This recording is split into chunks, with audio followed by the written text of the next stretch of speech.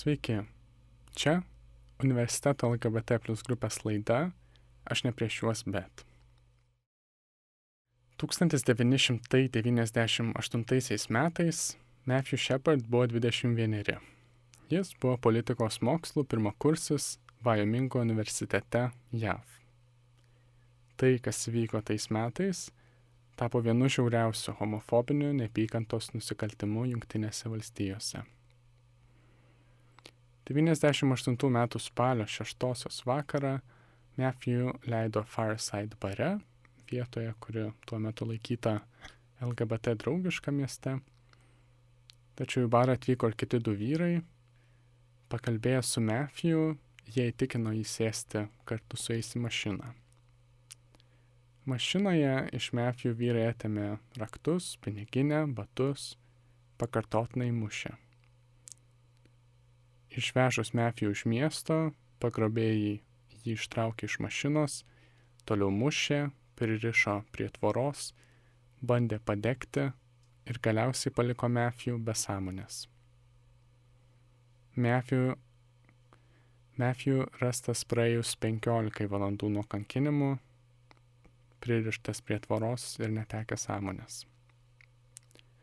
Po 5 dienų, niekada taip ir nepabudęs iš komos, Matthew Shepard mirė. Jo mirtis tapo dideliu sukrėtimu tiek JAV, tiek pasaulyje ir atkreipė dėmesį į neapykantos nusikaltimus prieš LGBT plus žmonės. Tai paskatino didelį judėjimą dėl LGBT plus žmonių teisių ir neapykantos nusikaltimų nukreiptų prieš juos, taip pat prieš kitas socialinės grupės.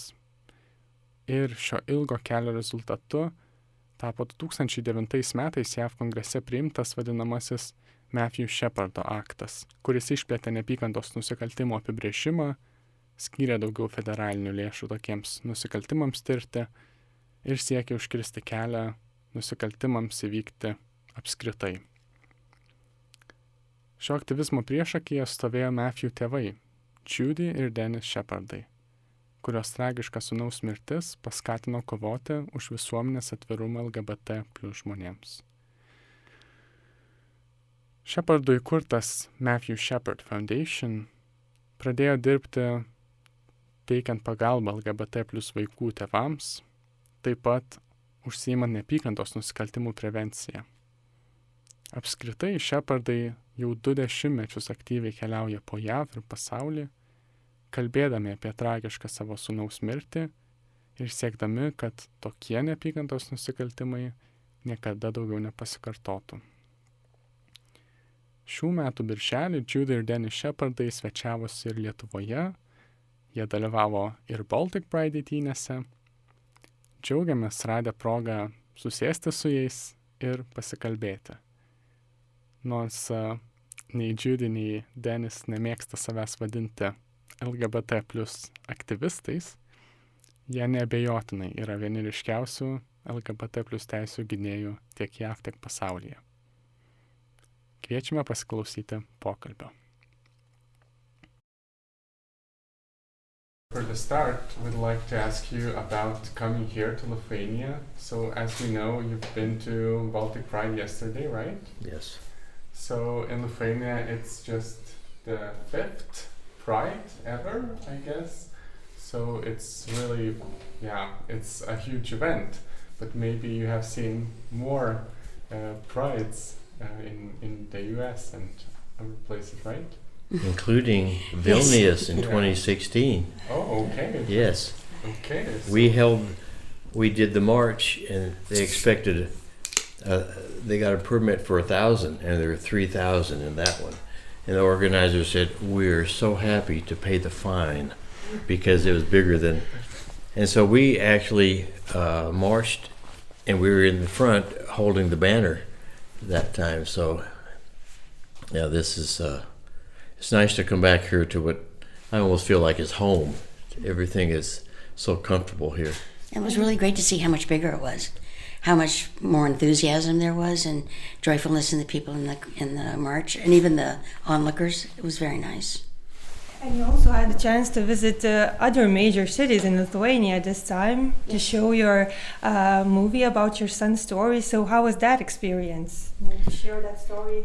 Sure, it was well, it's really hard for us to watch the movie because there's Matt and then he's gone. But the audiences were respectful and kind, asked good questions. We had wonderful moderators. And seeing different cities this time was good. Kaunas and Klaipėda, is that right? They were beautiful cities, and it was very nice. And knowing the conservative nature of Klaipėda and Kaunas, and knowing that they'd had a pride in Kaunas, which was a great success. It was pretty exciting to see the changes that have come since in the 6 years since we were here again. So yes, it's all good. You look back there after the parade, going over the bridge, and all you see are people. It was so exciting to see everybody like that. All the young people, all the little kids out there, all dressed up. It's a compliment to Lithuania to have something like that and bring in citizens from all over the country to participate. Well, it seemed like there were citizens from all over the region, not just Lithuania, but the Baltic, everywhere. yeah. And I saw an Oslo representation, and so it was really great. And the organizers, they did a great job of getting everything put together. We've been in some where it's not so well organized, so we know the difference. And not so friendly, yeah. And we saw some of our friends from 2012 in Riga when we were there, and it's like a big homecoming coming here and seeing everybody again. So it was wonderful. It's also really great to have you here in Lithuania, so we're really happy to have you here. Thank you. I feel honored to be asked to come back and not thrown in jail because of what we did the last time. So, no, this is one of the most warm-hearted countries we've ever been to, and we just love coming here. But how do you feel being here from the also from your experience in other countries, and Lithuania is just starting to go its path towards more diverse country and where LGBT people would be respected. So how do you see it? Did Lithuania change during these years since you've been here the last time? I think it's definitely more open, it feels more accepting in the experiences we've had this time here, and reading the stories and hearing the attempts in Parliament to pass legislation. It just feels like it's more accepting. The trick to becoming more accepting is visibility. So the more that the community is out and open and people see them, they become used to them, accustomed to them. They know who they really are. That makes a huge difference, and we've seen the results. A lot of the countries we've gone to are going through the same progression as y'all, so it's been good. Really encouraging to see it. Parts of the world we've been to started out good and sort of not that much anymore. Hungary. Making a turn to the right, Poland a little bit, so that's discouraging, but Belarus. It's rewarding to see y'all making progress. And you've been doing activism for more than 20 years, right? So my question would be, what does it mean to you to be an activist and fighting for LGBT plus rights? What does it mean for you personally? I'm not really sure we would call ourselves that. We're parents who lost a son to crime committed because he was gay, and that just was wrong in so many ways. If we can do anything to prevent that from happening or educating people about what happened, maybe they would rethink their position or try to welcome the community. That's really all we do. We're just storytellers, and not really sure activist really fits us. But we're also very concentrated on not just the gay community, but because you aren't just one thing, we try to also address the issues based on race or religion, who happen to be gay as well. So it's a big world and involves everybody. So we just try to tell a story and get people to be more accepting and understanding, welcoming. Intersectionality, that's the big word, because you're more than one thing. You're maybe male, African American, Christian, a philosopher, or a nuclear scientist. You know, you're so many different things, and you shouldn't just look at one piece of a person. It's the whole person. And when we go, Judy mentioned, when they become comfortable, when it's them, you know you're succeeding when it's no longer they and them, it's we and us. And that's what we're trying to do, is make it more normal. And we always say that whether you're part of the LGBTQ community or the Muslim community or the straight community, the thing you have to remember is everybody's trying to have a personal life and a professional life. So they're both boring for the most part. And that's the important thing. There's no difference. And we're trying, even in the States, we're trying to level, because we have another son who's straight. So when we have a straight son and a gay son, our younger son has more rights and privileges than our gay son. Why is that? It's the same thing here. Your wealth in this country are the young people like yourselves. And if your wealth is spent by leaving this country to go somewhere else, another country becomes rich and you become poor. It's better to have the equality so everybody's equal with an equal chance to succeed or fail based on their own wants and desires and their own choices that they make, rather than because they're different and pushed down and pushed away. What you want is to have the wealth from other countries come here.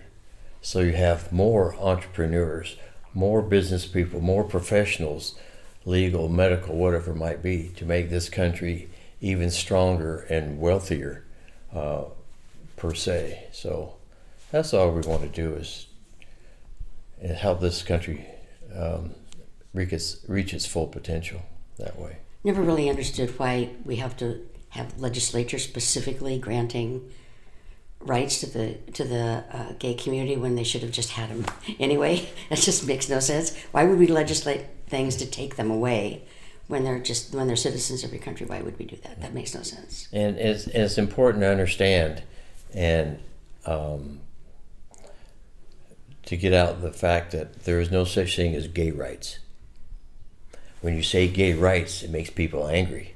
You're getting something that I don't have as a straight person? No. That's just to make them angry and make them opposed to what they're trying to do, which is equal rights and human rights. Across the board in Lithuania, everybody should be able to have the same rights and responsibilities, period. And right now, just like in the States, it's kind of a two-tier system. And the states in the United States that have accepted that and made it a one-tier system so everybody's equal are the states that, for the most part, are the most successful states. The ones who are opposed to it are the ones that you see economically, they're further down the line. And it's the same in countries.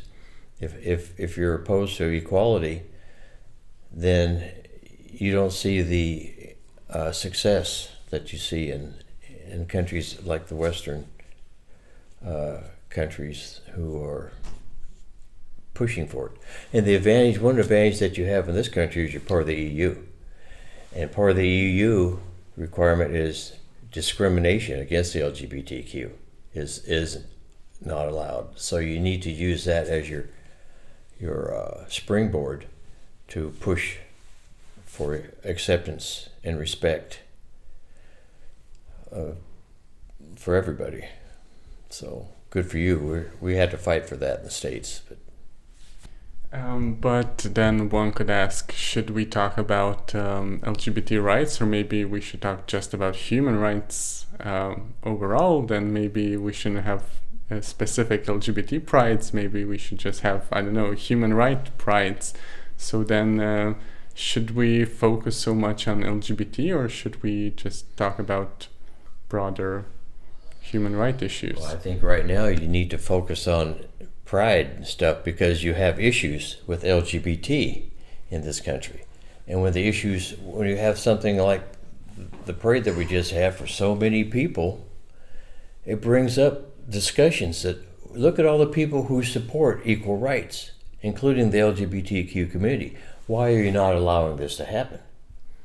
And it starts raising questions in the straight community as to why this is at a standstill with Parliament.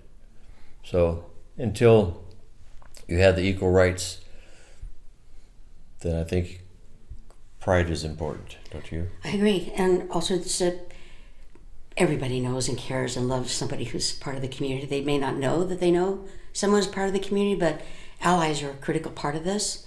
And seeing so many allies and families in the parade yesterday was really wonderful. But even the observers who may not know that someone in the gay community now understand, or at least are aware that these things are being denied, and now they see it and might take action. Tell their representatives in Parliament, or even their neighbors and family members, that they need to be taking care of all their citizens, not just some. Because, the important part, you got to have the straight community. They outnumber the LGBT community 8-1. So without their support, nothing changes.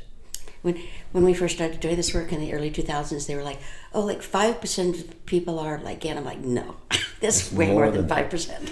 You just don't know it because they're not out because they're afraid. There's way more than 5%. It was funny. There was to be this cartoon that said, in every 10 Jesus, there's a Mary. I was like, okay, good. 1 in 10, there's even more than that. I know there's more than that. And you've mentioned that, your parents who unfortunately lost their son, right? And you are just storytellers. But what do you think is the role of every parent who has a LGBT plus child? They should all be, first they need to remember that they're part of their family. We had, talked to people who maybe their parents had pictures of their other children with their families out, but none of their gay children and their families. And it's like, you need to be showcasing all of your children so your neighbors know that this is what happens and it's okay. It's just who you are, who your kids are. It's all about familiarity and being accustomed to what is around you. As long as it's a mystery, then it becomes something to be afraid of or not understand. Ignorance is our enemy. And the more we talk about it in relationships with friends and neighbors and talk about our kids, and not even on a scale that Dennis and I do, but just in your neighborhood, in your church, and where you work. We did some work at a school district, and the superintendent said to me, I have a gay son, but I've never told anybody. It's like, why not? This is your role, is to tell people that you have a gay son and you support the gay community and teachers and students, and you just don't understand how important it would be to them to know that you are accepting as a parent of a gay child. That would be critical. And he said, I just never thought it would be anybody else's business or important. It's like it's everybody's business. I know you may not think that it's necessary to do that, but it is just to bring everybody into the story, to bring everybody in. And you want it to be normal. Why is it that the LGBT community has to come out? As a straight man, I didn't have to come out. You shouldn't have to worry about it.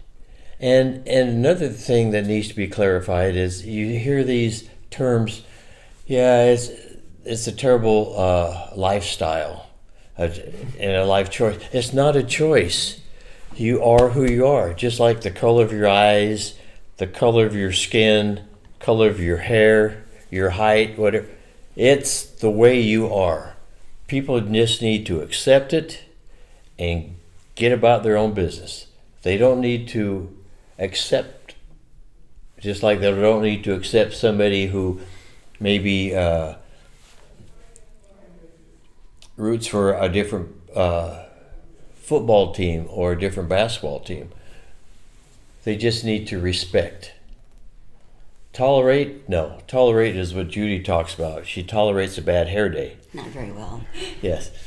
But if you can't accept them for who they are, at least respect them, because we are all different. You don't find even identical twins are not identical.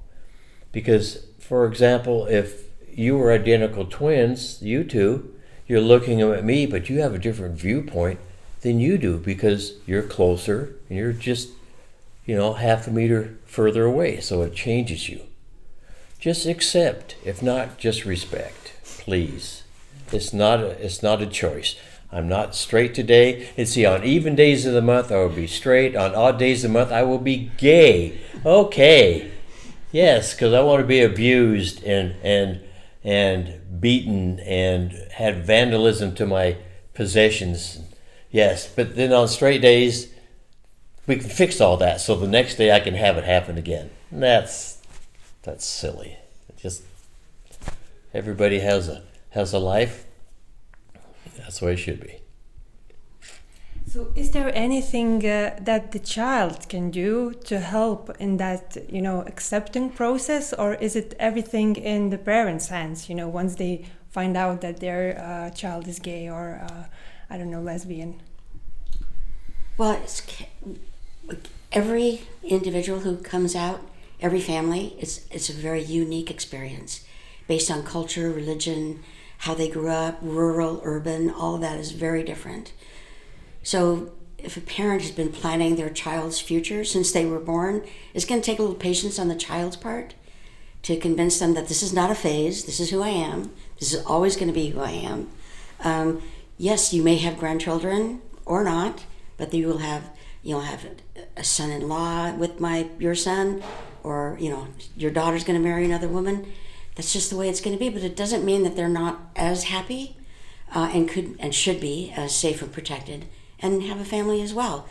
It's just the only difference is who you love, and what does it really matter? Why do you care? As long as they're happy and successful. Yeah. You're still making memories. That's the important thing. Yeah. They're still your child. They still need you to be with them and fighting for them and sticking up for them just like you would if they were not gay. It makes no difference, and it doesn't really affect. There was this poster in the States that says you don't like gay marriage, then don't have a gay marriage. Don't do it. It's just none of your business what anybody else does, so including the States. But I guess the word that well describes what many parents feel is shame, shame about their child, shame to tell anybody, if neighbors will find out, if grandparents will find out, and so on. So maybe shame is one of those. Okay, my question to them is, are you more concerned about your neighbors or about your child?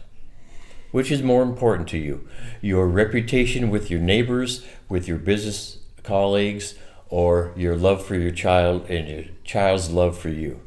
Which is your priority? If it's your neighbors, why did you have children at all? Also, it isn't anything you did. Yeah, it's not. You didn't sin in your early life to have this come back as a punishment for you. It's part of biology. Period. It's who they are. Yeah. But also, it's society that imposes that shame, just because of the past and the stereotypes, and we only get rid of those when we have more visibility and understanding. We have the same thing.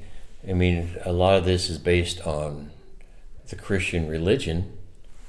Well, they also said that you shouldn't touch the skin of a pig, but they were doing that with basketballs and footballs, and we don't have slaves anymore, and that was in there. It's just maturing of society as a whole from the old days. And remember, it was written by man.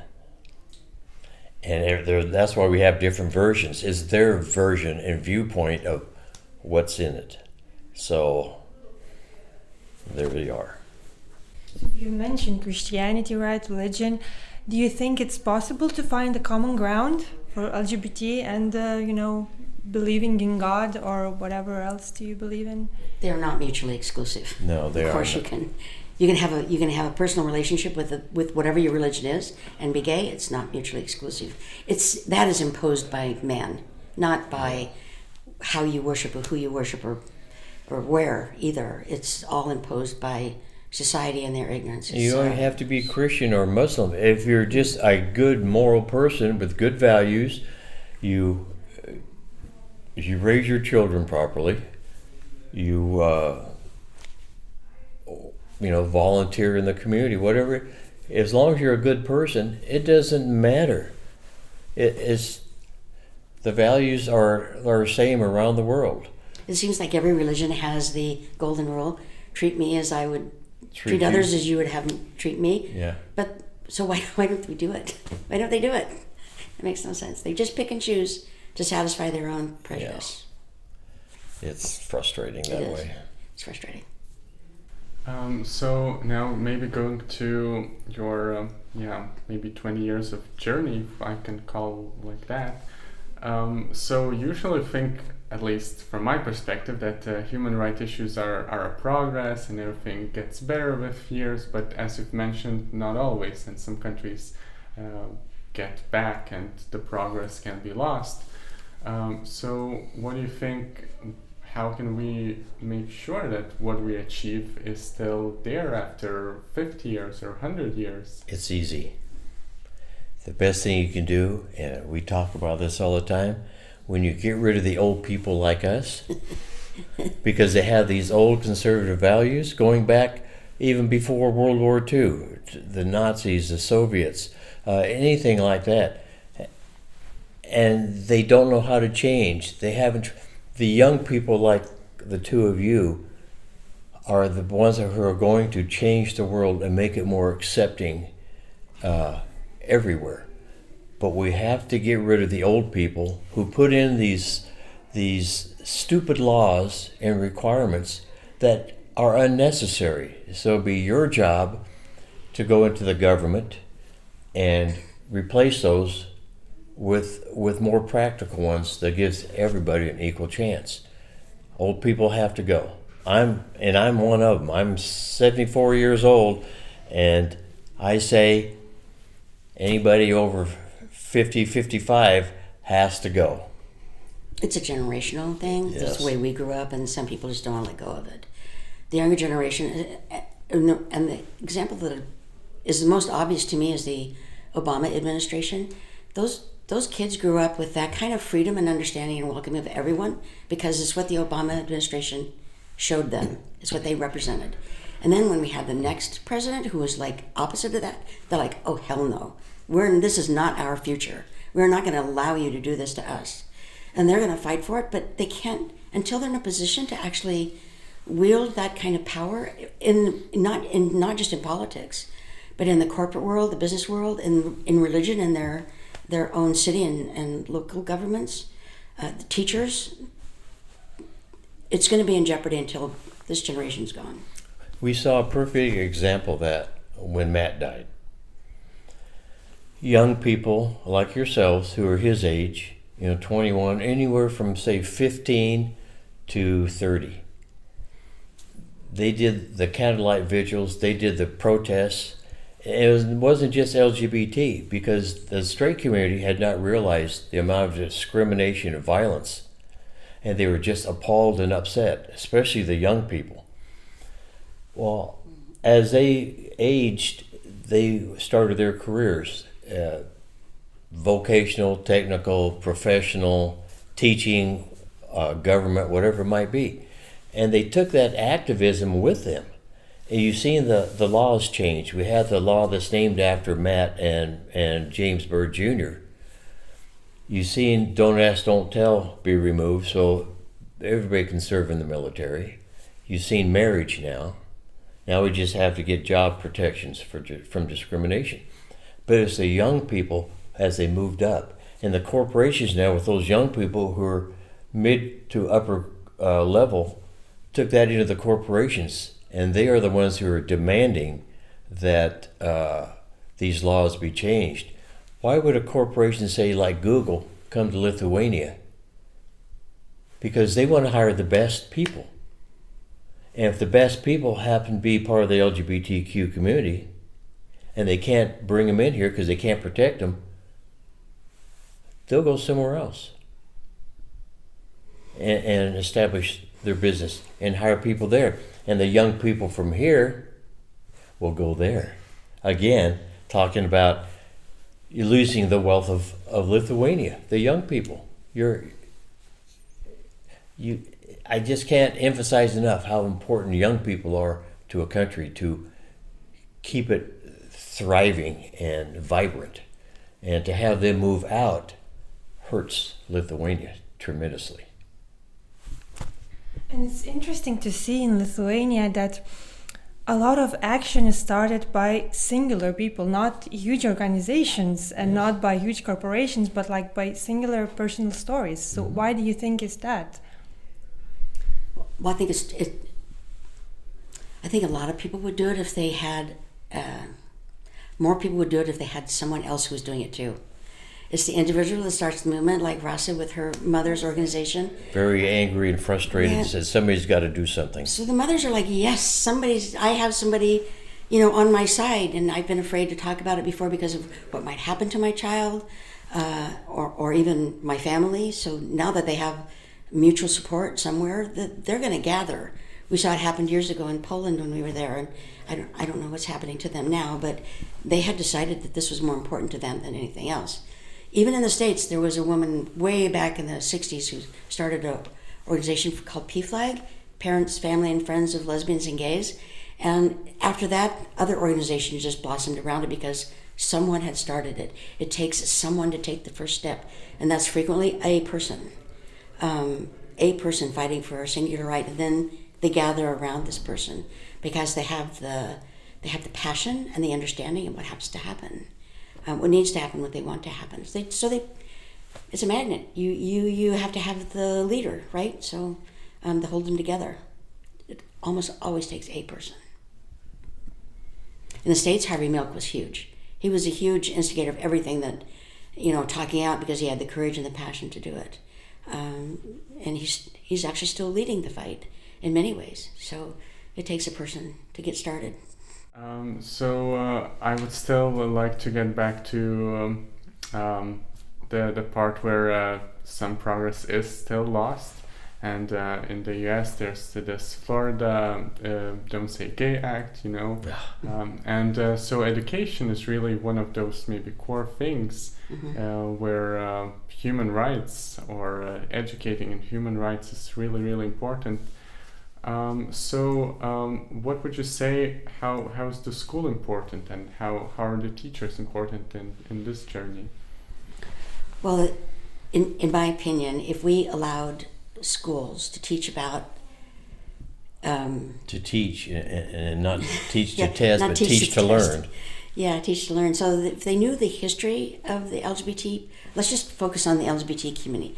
If teachers were allowed to teach the history and how important members of the gay community have been throughout history, and that gay folks have been around throughout history forever. This is not a new thing. This is a thing everywhere. In fact, it's a thing in all the biological world, not just people. There would be an understanding that this is not something to be afraid of. It's something that's been here forever. That I think it would greatly reduce the amount of prejudice and bigotry that people feel, because they would know the truth and not the stereotype. They would know the truth and not the lie. It would open their eyes. I can address that personally in regards to race. I grew up during the civil rights era. I knew nothing about it, nothing, because my school didn't teach anything about it. I grew up in a state where it's 90+% white, no people of color then, less now, and I only learned about it because it was on mass media. Then schools taught it a little bit, but not nearly enough for me to understand what it meant, what the struggle really was, and how it was still ongoing. I'm still learning things that happened I knew nothing about and should have. You should talk about the problem with sex education too. That's part of it. Yeah, exactly. So specific to the gay community, if we had sex education is no longer about unwanted pregnancy, it's life and death now.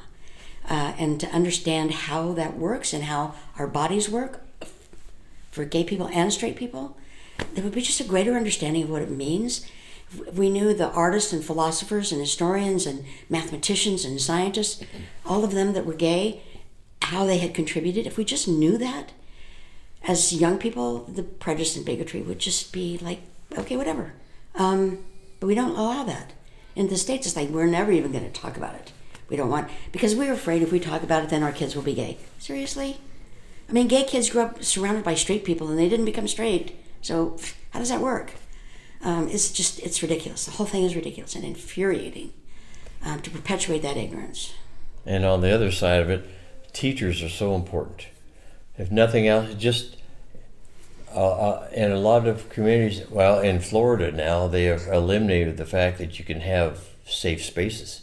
They had the hands up to show, it didn't have to be an LGBTQ young person. It could be for some other problem. But you had a safe place to go to talk to that teacher that you knew would keep the secret and would help. And they made him take all that down so you don't, they said it was prejudicial because it made some teachers more important than others.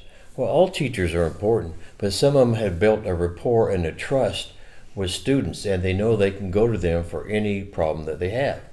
And when you take that trust and faith away, you have nothing left to look forward to in school. Plus, when they teach to pass a test instead of to learn, you can't follow. And now they've taken away a lot of the importance of history because you can't, don't say gay type things. Anything that has to do. How do you find stuff that's gay in a math book? And they did that. I mean, how stupid are these people? And I'm the first to say it. Stupid people. 2 + 2 is gay. Only if 1 + 1 = 3, that's called sex education. Sooner or later, God, it's really frustrating, irritating. And it becomes a feeding frenzy for the intolerant to do the same thing and everywhere they go, so they can say, we're saving the world. And what they're doing is crushing the world, because the young people get crushed and give up all hope of being themselves and succeeding in life. So. Oftentimes, particularly in the life of a young child who is questioning whether they may be gay, they're afraid to talk about it at home, and the teacher's their safest place. Their guidance counselor, someone at school, and the worst stereotype that gay men are pedophiles is so wrong and so damaging in so many ways. So disgusting. Oh, it's appalling. And to fear them just because they're gay is it's beyond the pale. Kids need people that they trust, and if they feel safe at school, then they should feel safe at school. We should allow them that. And if you're a gay teacher and you're a good teacher, who cares if you're gay? Please, if you're a good teacher, that's what we want. And as you mentioned already, I think it takes one person, one teacher, to stand up, maybe to teach LGBT history, maybe if it's not even legal, and that a lot of children may feel a lot safer in their school if one teacher has their back. Exactly. Or Gay Straight Alliance. They used to have, here we saw in the parade, they call it Gender Sexuality Alliance, because it's more of a clarification. But to have something like that where they have a club they can go to and feel comfortable with themselves, and in a lot of those GSAs, you have a lot of young people joining them who are straight because their friends are in it and they want to be with their friends. It's just like sports. Now they're taking sports away from the transgender. What are the odds that you have one unique person who was already past puberty when making the transition, but most of them are a little bit younger, and they just want to belong. They love competition, they love sports, and they want to feel like they belong, so they want to do sports. It's just so wrong. Also, trans is not new. No. What's new about the trans community is language and understanding of what it is and a way to talk about it. It's not new, not at all new. So. And something else important is when here in Lithuania, if you happen to meet somebody who is open about being a member of the LGBTQ community, you have two sides to this. As a straight person, if you're not sure, ask questions. And if you're that member of the LGBTQ community who's being asked those questions, don't get angry, don't get indignant. Just calmly try and give them the answer, because they're trying to learn, and you should be honored with the fact that they're asking you because they want to learn. They may want to be your ally, but they're trying to figure out what it means and all this. Have patience, especially in the transgender community. It's hard, even for members who are lesbian and gay, because they're not transgender, and they are still trying to be educated themselves. So the transgender community needs to educate themselves on how to explain to the rest of society, so they get comfortable with each other. It's a frustrating problem for everybody, but have patience and don't be shy about asking, but do it in a way that's polite and respectful, not intolerant and not loud and brash or invasive. Yes. So it's a two-way street, but please ask questions. People will be more than happy to answer. And I'm sure it's a tiring journey, right? To be an activist, to always answer questions for people. So where do you find the strength to keep going, to keep talking, to keep sharing your son's story? Where do you find the strength?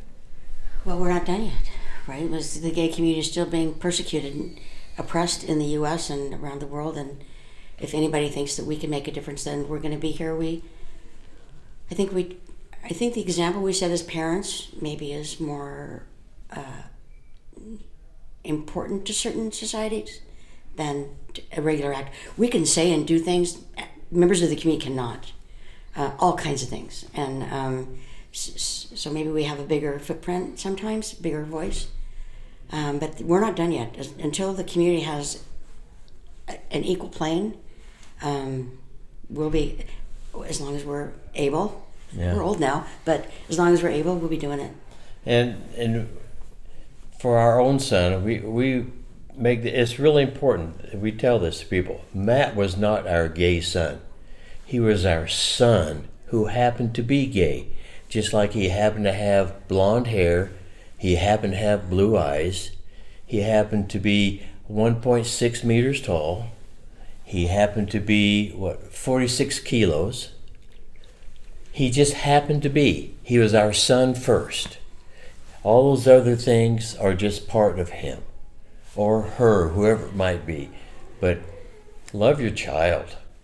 Be proud that you have your child with you. So many have lost their children through health issues or war, like the tragedy right now in the Ukraine. And again, thank you, Lithuania, for opening your hearts and your homes. It shows what a great country this is to do that. So I can't say enough about that. Thank you so much for all you do. You're really an inspiration for many of us. And I'm sure that the listeners, the students who are listening to this right now are also very much inspired by your work. So thank you so much. Well, thank you. We feel honored to be able to do what we can to help. And congratulations to everybody, and have a successful rest of the year. Thank you. Thanks for including. Toks mūsų epizodas šiandien. Ačiū, kad klausėtės. Su jumis buvo Universiteto LGBT+ laida Aš ne prieš juos, bet Judy ir Dennis Shepardus kalbinau aš Prieglius ir mano kolegė Ernesta.